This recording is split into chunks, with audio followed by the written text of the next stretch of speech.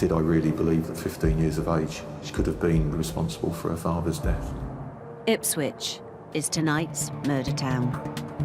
We received a phone call to ask why an area of Ipswich, a neighbourhood, was cordoned off, what was with the police presence there. The call came from residents of Victoria Street in the west part of the town. I arrived as soon as I possibly could, walked around to see that this property and the entire block of flats was cordoned off. There was a police officer stationed on the door and forensics officers here as well. My immediate thought was it must be the scene of a serious crime. We were able to get a first name at the scene of the person who was in that flat. The victim was Rosalind Hunt, a well-known member of the town's street drinking community. Rick Munns was the detective brought in to investigate her sudden death. Rosalind's body was found lying clothed but on a mattress in the bedroom with a duvet covering the lower part of her body. She'd been dead, it was estimated, probably three, maybe 4 days. Massive injuries to her upper torso with 9 separate rib injuries being broken. The pathologist gave a formal cause of death as blunt trauma. But just as the town was reeling from the discovery of Rosalind's body, there was more. Just 2 miles away, another body had been found in a flat here in Limerick Close. And the victim was quickly identified.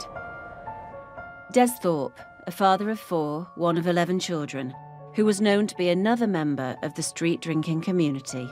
Outside of the premises, there was a cushion that had both blood on it and would appear to have come from within the flat and probably the settee where Des actually was found. There were a number of marks on the inside of Des's lips, and that obviously supported the potential that the cushion may well have been used over his face to smother him. In 2009, police in Suffolk were investigating the discovery of 2 bodies.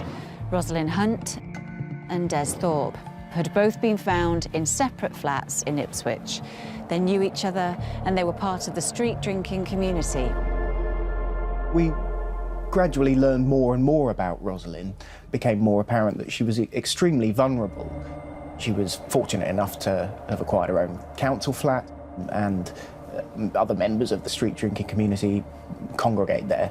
It became very clear that Des was an integral part of that same group.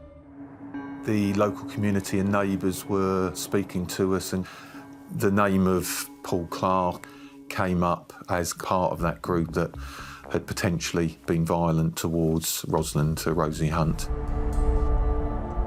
Investigators also scoured the flat where Des Thorpe had been found to see who might be linked to that address. And they quickly learned that a number of people had been there when he died or shortly afterwards.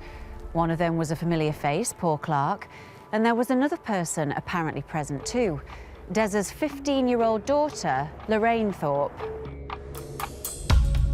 Notably, Lorraine Thorpe and Paul Clark had left the premises before police arrived, which clearly was very much suspicious in itself to us.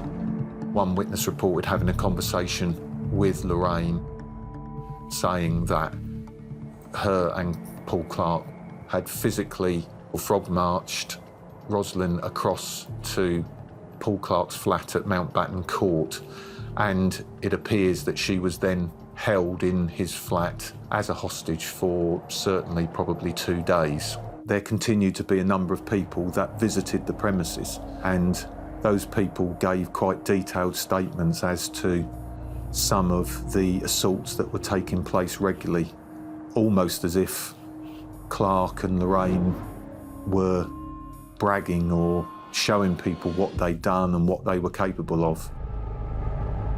She was assaulted by certainly Clark and Thorpe and possibly others in relation to the use of a dog chain on her.